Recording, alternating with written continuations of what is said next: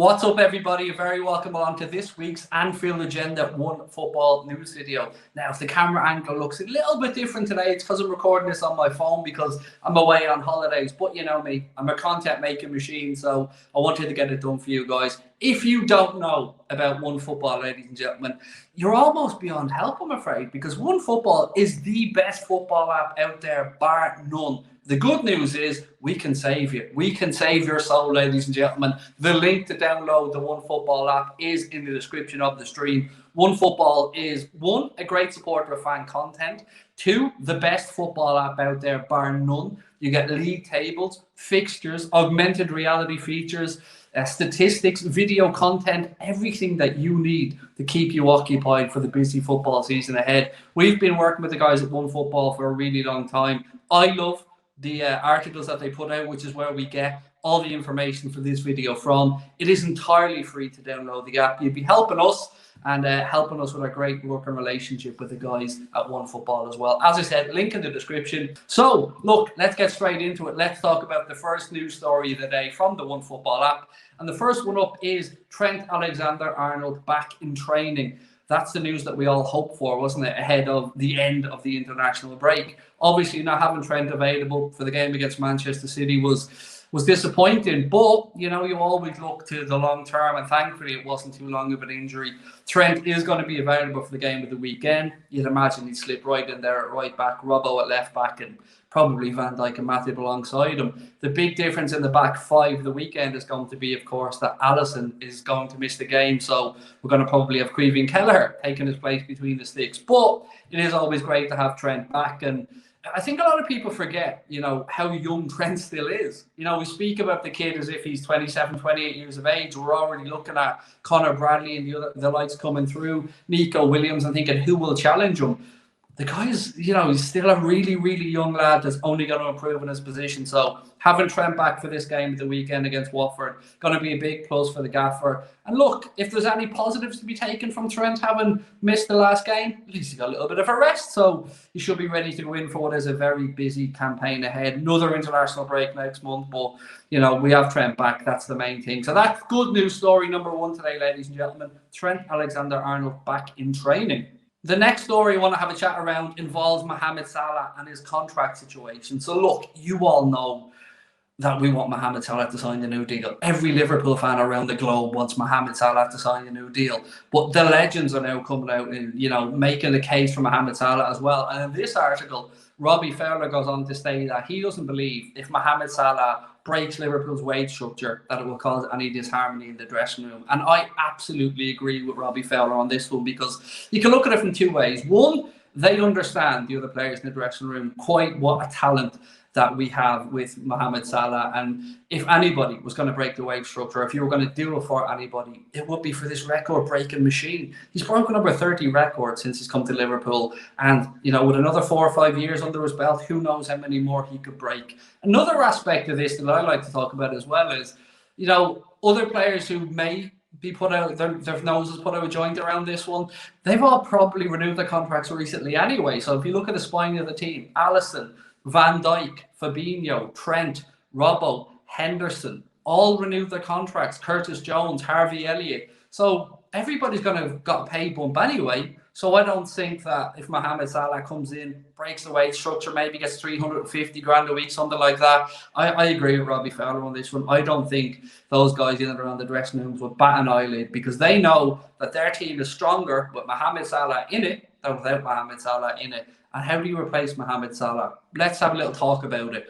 78 million quid, they're talking about the potential cost of his new contract. What would that buy you with regards to another player's transfer fee and wages? Roughly 40 million in transfer fee. I think it would work out at about 140 grand a week for another player then over the course of 5 years. Will that get you Mohamed Salah numbers? Possibly, maybe, maybe not. But why take the risk when you've got somebody at your club who will absolutely deliver them for you? And here's another reason.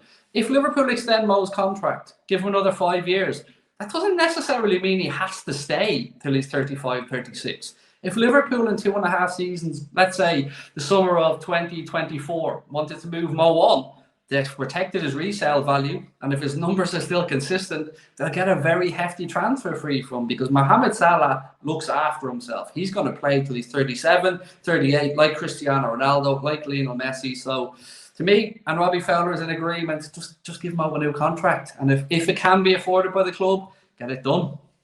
The next article, ladies and gentlemen, a little bit of transfer gossip. Now, I didn't want to put too much into this week's video, but I did want to bring up this guy because he's a special talent. So there is an article to suggest that Liverpool could be having a look at Joao Felix on an initial loan deal from Atletico Madrid. I was really shocked when I heard this news. Now, I would say take it with a massive pinch of salt, but the article goes on to say that Jurgen Klopp would prefer if there was an option to buy in the deal rather than just a straight loan. I can understand why. Let's say he came into Liverpool. Big if. If he came into Liverpool, let's say that Jurgen Klopp and Pep Linders and the coaching staff get a tune out of him, which, let's be honest, he really hasn't been playing that well at Atletico Madrid. I thought it was a strange move for him at the time, I have to say. Atletico blew everybody out of the water with a really big transfer fee for Joao Felix from Benfica. But, you know, he is a huge talent. So if, big if, as I said, that was to happen, I can understand why Klopp wouldn't just want to improve a player and then send him straight back to Atletico for them to reap the rewards of their hard work and his hard work on the training ground. So I can see where the angle of the article is coming from. Do I put much stock in the belief that Liverpool will go out and get Joao Felix? No, I don't, if I'm being honest with you. I think other articles like Dembele are probably a little bit more realistic, although I can already hear you guys typing away going, don't want him either, Craig. Again, feel free to let me know your thoughts on any of the stories that I've spoken about so far tonight, are the ones I'm going to speak about in the comment section of the video, ladies and gents. Moving on to story number 4.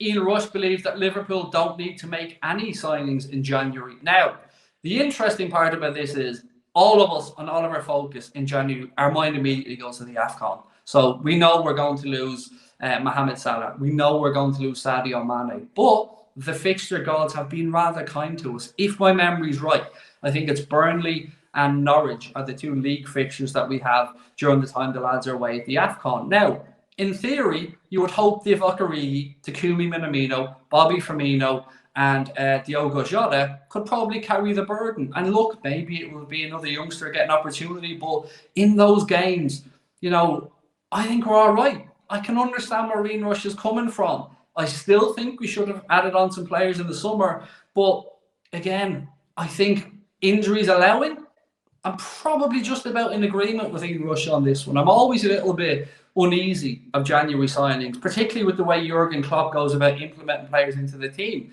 It usually takes 2, 3, 4 months. So to me, any of the big signings, any of the headline signings, I would probably expect next summer. But if an injury was to happen, heaven forbid, to one of the guys, a serious injury, maybe then it'd be reevaluated. But going what Ian Rush is saying, I can understand where he's coming from. And so I wouldn't really expect much business in January. Somebody actually asked me tonight, do I think Divock will move on in January?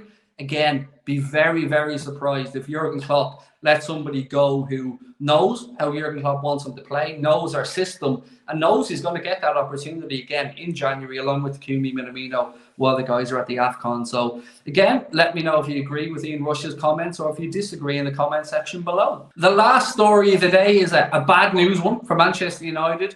Probably a bit of good news for Liverpool, although I never wish an injury on any player. The news is that Raphael Varane is probably going to miss the game against Liverpool.